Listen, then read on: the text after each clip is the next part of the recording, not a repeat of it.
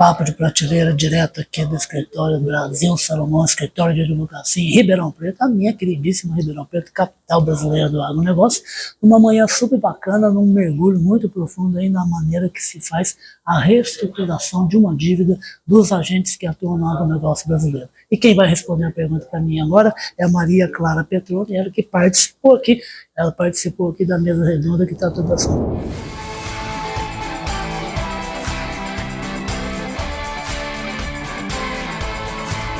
Em primeiro lugar, bem-vinda aqui ao Papo Prateleira, tá? Obrigada, o prazer é nosso de receber vocês aqui na nossa casa. Que nada, menina, ela falou que estava super com medo, mas eu sempre tenho o costume de falar uma coisa, ó, bonita, jovem e sorridente, isso é muito bacana, porque a gente tem cada vez mais esse tipo de perfil no agronegócio que ajuda bastante a tirar um pouco da carranca que esse segmento ainda tem, né? Nada melhor do que isso, né? Gente que gosta do que faz, né? Maria Clara, fala uma coisa, você citou um negócio aqui que eu achei muito interessante, que foi assim, hoje os problemas que podem afetar uma fazenda, podem afetar o campo, eles são muito mais cotidianos e necessitam de um acompanhamento cotidiano para se precaver diante de problemas. Como é que é isso em relação a uma dívida? Certo. Hoje, como a gente bem sabe, o setor do agronegócio ele vem sendo influenciado por várias adversidades, né? Não só externas, como também externas. Então, a gente tem muitos fenômenos climáticos, sanitários, até econômicos, com as guerras, mercadológicos. Então, tudo isso vem afetando os produtores.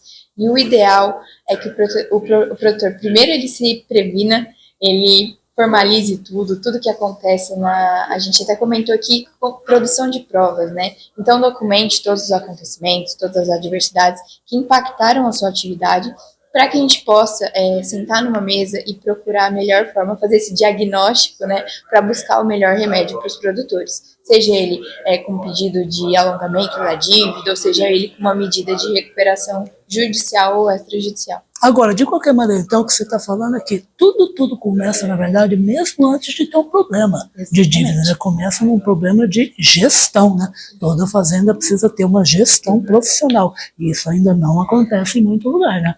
Isso mesmo, a gestão a gente vê que hoje tem sido um ponto crítico, né, para os produtores. Seja a gestão da própria produção, como também dessas adversidades que acontecem no campo. Até porque o clima, o produtor sempre soube que podia ser um problema, né? Só que agora o número de problemas aumentou, né? Tá bem pior. E a gente vê que alguns até estão começando a criar esse hábito de fazer a documentação desses acontecimentos, não só em situações adversas, mas também constatar e comprovar como que é a regularidade da produção. E isso é essencial para que a gente possa tomar medidas judiciais e até mesmo buscar a reestruturação daquela operação.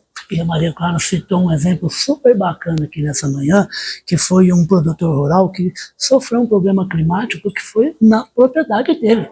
E vocês sabem muito bem que a gente está no Brasil, né? Brasil, país tropical, clima tropical, uma extensão territorial gigantesca, acontece de tudo nesse país em termos de clima, né?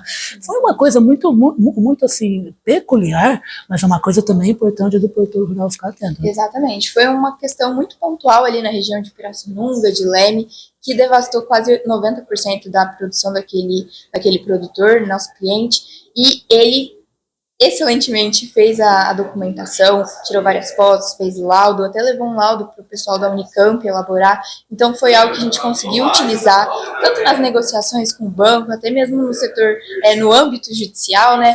E essa atitude do produtor, ela é muito essencial para que a gente possa trabalhar isso. Mas acontece, o senhor comentou muito bem. É algo que está inerente à atividade, mas hoje a gente vê com muita gravidade fatores que geram até decretos e situações de calamidade pública.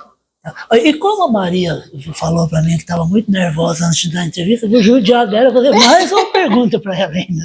Você está falando em relação a documentar coisas para ter uma boa defesa, uma defesa cada vez melhor. Eu participei de um encontro aqui no shopping, aqui em Ribeirão Preto, o encontro da OAB de São Paulo. Né?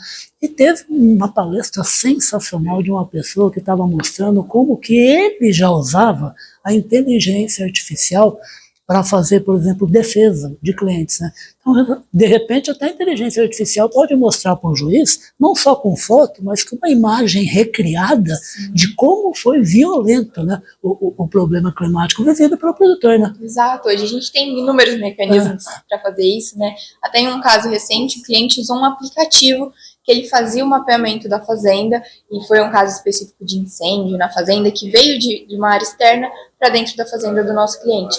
E a culpa não foi dele, né? E a culpa não foi dele. E ele fez todo esse mapeamento da fazenda, como que era, tudo verdinho, bonitinho, antes do acontecimento, e como ficou. E é uma comparação absurda e que gera uma comoção até com a própria situação do produtor. Então é algo que todos esses mecanismos hoje eles são muito bem-vindos, né? Tanto a inteligência artificial como inúmeros aplicativos a gente usa muito para demonstrar isso para o juiz, para demonstrar para o banco, para qualquer um que seja, que não é uma situação que foi uma falta de gestão ou é uma má-fé daquele produtor, mas assim é algo que vem atingindo ele e que foge do controle de todo aquele produtor, de toda aquela região, por exemplo. Tá vendo? Tava morrendo de medo e deu um show de bola aqui pra gente. Obrigado, doutora Maria. Foi muito bacana acompanhar essa manhã aí, falando a respeito de reestruturação de dívida rural. Eu que agradeço, pessoal. Muito obrigada. Papo Prateleira volta com mais uma conversa sobre essa manhã aqui no Brasil Salomão e Ribeirão Preto.